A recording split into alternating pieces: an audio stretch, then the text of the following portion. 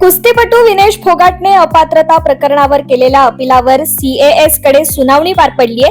काल रात्री 9:30 यावर निकाल येणार होता, पण हा निकाल पुन्हा एकदा पुढे ढकलण्यात आलाय.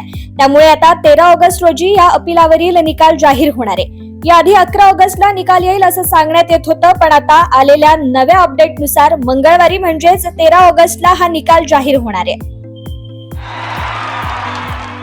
पॅरिस ऑलिम्पिक 2024 स्पर्धेत भारताने आतापर्यंत 6 पदके जिंकली आहेत. यामध्ये 1 पदक भारतीय पुरुष हॉकी संघाने जिंकले. हरमनप्रीत सिंगच्या नेतृत्वातील भारतीय संघाने कांस्य पदकाच्या लढतीत स्पेनला 2-1 अशा फरकाने पराभूत केलं आणि या विजयानंतर आता भारताचा हॉकी संघ मायदेशी परतलाय. दिल्लीतील नॅशनल येथे असलेल्या महान हॉकीपटू मेजर ध्यानचंद यांच्या पुतळ्याला त्यांनी अभिवादन केलंय. यावेळी खेळाडूंनी हॉकीचे जादूगार ध्यानचंद यांना फुलं वाहत त्यांना वंदन केलंय.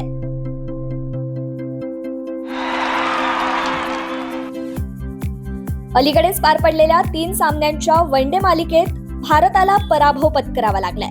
श्रीलंकेने 2-0 ने टीम इंडियाचा पराभव करून मालिका खिशात घातली.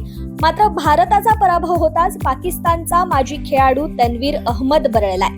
त्याने टीम इंडियावर टीका करताना एक अजब दावा केलाय.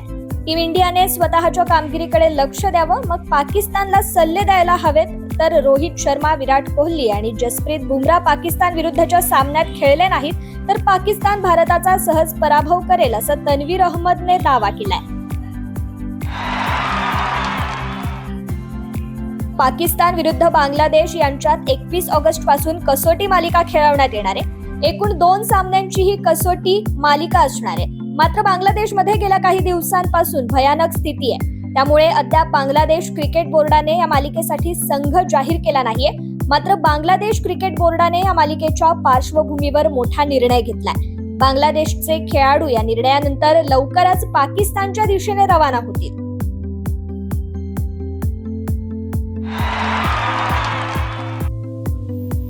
8 ऑगस्ट रोजी झालेल्या रशियामधील बॉक्सिंग स्पर्धेमध्ये भारताच्या लेकीने कमाल करून दाखवली आहे. कल्याण तालुक्यातील कांबा गावची रहिवासी असलेल्या नेहा शिरोसे या वैद्यकीय शाखेच्या विद्यार्थिनीने युनिव्हर्सिटी लेव्हलच्या चॅम्पियनशिप आणि वर्ल्ड चॅम्पियनशिप बॉक्सिंग स्पर्धेत भारताचं प्रतिनिधित्व करत कांस्य पदक पटकावलंय. 3 ऑगस्ट ते 8 ऑगस्ट या कालावधीत रशियातील मॉस्को येथे ओरियल येथे जागतिक अजिंक्यपद आणि hand to hand combat championship झाली आणि या स्पर्धेत 28 देशांतील 300हून अधिक खेळाडू सहभागी झाले होते. पॅरिस ऑलिम्पिक मधील मिश्र पिस्टल स्पर्धेत मनू भाकर सोबत कांस्य पदक जिंकणारा नेमबाज सरबजोत सिंगने मोठा निर्णय घेतलाय. 22 वर्षीय सरबजोत हरियाणा सरकारकडून मोठ्या नोकरीची ऑफर नाकारल्यानंतर प्रसिद्धीस होतात आलाय. सरबजोत यांना क्रीडा विभागात उपसंचालक पद देण्यात आलं होतं, मात्र त्यांनी नेमबाजीच्या तयारीला अधिक महत्त्व देत हे पद घेण्यास नकार दिलाय.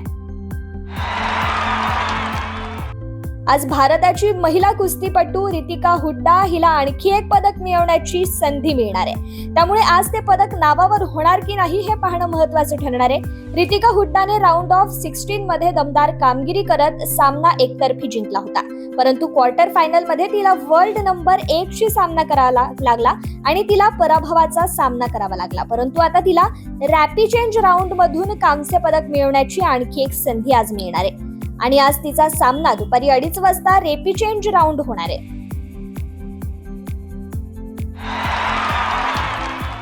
पॅरिस ऑलिम्पिक 2024 मध्ये स्पेन फुटबॉल संघाने यजमान फ्रान्सचा 5-3 अशा फरकाने पराभव करत सुवर्ण पदक जिंकून इतिहास रचलाय. दोन्ही संघांमधील हा सुवर्ण पदकासाठीचा सामना अतिरिक्त वेळेत संपला. फ्रान्सने 3-1 अशा पिछाडीवरून जोरदार पुनरागमन केलं आणि सामना अतिरिक्त वेळेत नेण्यात यश मिळवलं.